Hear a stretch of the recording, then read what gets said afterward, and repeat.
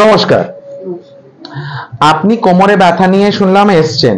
কোমরে ব্যথাটা কতদিন ধরে হচ্ছে? 10 বছরের বেশি। আপনি বলেছিলেন ব্যথাটা নামছে, কিভাবে, কোথা থেকে শুরু হচ্ছে আর কোথায় দিয়ে নামছে দেখান। হ্যাঁ, পুরো নামছে কি পুরো পা দিয়ে নেমে যাচ্ছে? পুরো পা দিয়ে নেমে সামনের দিকে চলে যাচ্ছে, তাই তো? আচ্ছা, এই যে ব্যথাটা 10-এ কত নম্বর দেবেন? 10-এ 10। আচ্ছা, এই যে 10-এ 10 ব্যথাটা এত বছর ধরে, তার মানে আপনি চিকিৎসা তো নিশ্চয়ই করেছেন, অনেক কিছু ব্যায়াম ট্যায়াম দিয়েছিল, ওষুধপত্র খেয়েছেন, তাতে আপনি কতটা রিলিফ পেয়েছিলেন বা সাময়িক রিলিফ পেয়েছেন? আচ্ছা, যতক্ষণ ব্যায়াম করতাম ততক্ষণ ভালো ছিল, কিন্তু তারপরে আবার যে সেই জিনিসটা আসছে। তো মায়ের এই যে ইস্যুসটা, এইটা আসছে হাইলি লাইকলি একটা ডিস্ক বাল্জ থেকে, বা লেম্যান টার্মে আমরা বলি যেটাকে স্লিপ ডিস্ক। এবার স্লিপ ডিস্কটা হচ্ছে কেন সেটা আপনাদের একটা এক্স-রে মাধ্যমে দেখাই, তাহলেই বুঝতে পারবেন ওনার যে একটা সায়াটিকার মতন ভাব, ওনার যে একটা কোমরে ব্যথা, low back pain with sciatica, সেটা কিসের জন্য হচ্ছে। চলুন আমার সাথে। আপনারা যদি দেখেন মায়ের স্পাইনের কার্ভেচারটা, এটা তো সোজা হওয়ার কথা ছিল, কিন্তু এটা পুরো বেঁকে এইভাবে এসছে, বিকজ এই যে ব্যাক হয়েছে এটাকে বলে স্কোলিওসিস। স্কোলিওসিস আছে বলে ওনার মাংসপেশি, ওনার যে নার্ভ আছে, নিউরাল আউটফ্লো আছে, ওনার যে প্রেসার হয় ডিস্কে, সব কিন্তু গন্ডগোল হয়ে গেছে। তার ফলে কি হচ্ছে, এই জায়গাটা এতটাই মাত্রায় বেঁকে গেছে, সেইটা আগে আমাদের সোজা করতে হবে। সোজা না করলে প্রেসারটা তো ঠিক থাকবেই না, স্বাভাবিকভাবেই আমরা সকলেই বুঝতে পারছি। This along with hyperkyphosis, অনেকটা কুঁজো হয়ে গেছে যখন আমরা ল্যাটারাল ভিউ দেখছি। এই কুঁজো আর স্কোলিওসিস, হাইপারকাইফোসিস আর স্কোলিওসিস এর জন্যই উনি আমাদের কাছে এসেছেন। আমরা দেখি ওই হাড়গুলোকে সেট করে যদি ওনাকে রিলিফ দিতে পারি। আমরা প্রথমে কাইরোপ্র্যাকটিক ড্রপ টেবিল ইউজ করব। সেইটা করে আমরা কি করতে চেষ্টা করছি, L5S1 যে জাংশনটা ওনার যেটাতে প্রবলেম, সেটা রিসেট করার জন্য। Let's see how it's done. Hand position change করলাম, হ্যান্ড পজিশন চেঞ্জ করে আমার প্রেসার পয়েন্টটা একটু অন্য জায়গায় দিলাম। মা লুজ, লম্বা শ্বাস নিয়ে ছেড়ে, লম্বা শ্বাস নিয়ে ছেড়ে, লম্বা শ্বাস নিয়ে ছেড়ে। হাতটা আমরা সাইডে রাখবো, কোমরটাকে ঢিলা ছেড়ে দিন। মা লম্বা শ্বাস নিয়ে ছাড়ুন।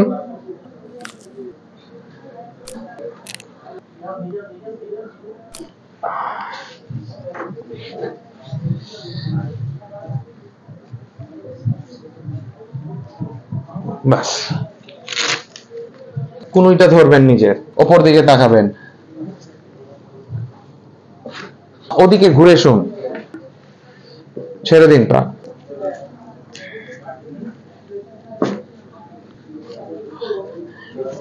মাথার উপরে হাত, লম্বা শ্বাস, ছেড়ে দিন।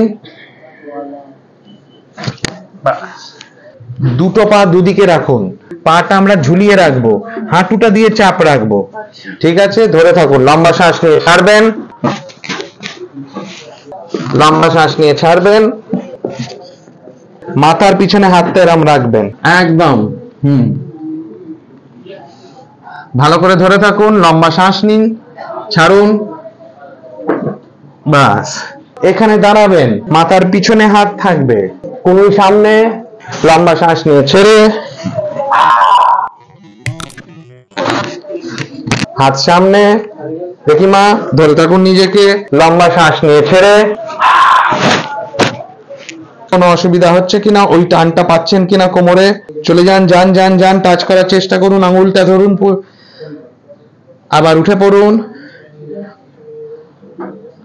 কোনো টান, কোনো ব্যথা, কোনো কিছু নিচের দিকে দেখি কোনখানটা একটা জায়গায় আছে। উনি যেই জায়গাটা দেখাচ্ছেন সেটাকে বলে লেফট স্যাক্রোইলিয়াক জয়েন্ট। আমরা আবার চলে আসি এক্স-রেটাতে। This is exactly where left sacroiliac joint is. এই জায়গাটা কেন ব্যথা হচ্ছে, বিকজ এখানকার মাসেলটা অনেকটাই বেঁকে গেছে, দেখতেই পাচ্ছেন আমাদের এই স্পাইনটা অনেকটাই সোজা হয়েছে, কিন্তু এখনো বাকি আছে। As you know, this is no magic, it takes a little bit of time.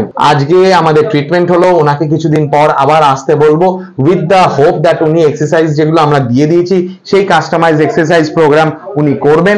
সেইটা করে আমার বিশ্বাস যে এই দিকের যে প্রবলেমটা লেফট স্যাক্রোইলিয়াক জয়েন্ট ওটা বেরিয়ে যাবে। কিন্তু এটা ভাবুন, ওনার যে আগে যে আর অন্য কোথাও কোনো অসুবিধা নেই তো, অন্য কোথাও কোনো ব্যথা নেই, পুরো নিচের দিকে যাচ্ছিল সেই সব নেই, শুধু ওই একটা পয়েন্টটাই আছে। এই একটা পয়েন্টের ব্যথাটা কখন আপনার বেশি হচ্ছে? যখন একদম নিচের দিকে নামিয়ে দিলাম হাতটা, তখন ব্যথাটা। তার মানে ম্যাক্সিমাম ফরওয়ার্ড বেন্ডিং ফ্লেকশনেই হচ্ছে, এমনিতে কিন্তু এখন যে দাঁড়িয়েছেন এখন বুঝতে পারছেন না।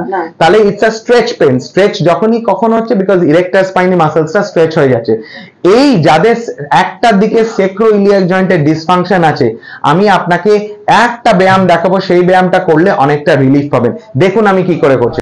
আপনার যদি ডান স্যাক্রোইলিয়াক জয়েন্টে ব্যথা হয়, তাহলে প্রথমে 4 হাত পায়ে যেরকম আমরা দাঁড়াই বা এইভাবে পজিশনটা নিই, তারপরে পেটটাকে ভেতর দিকে টেনে রাখবেন, আর ডান পাটাকে সোজা বাইরে 45 ডিগ্রি অ্যাঙ্গেলে রাখবেন।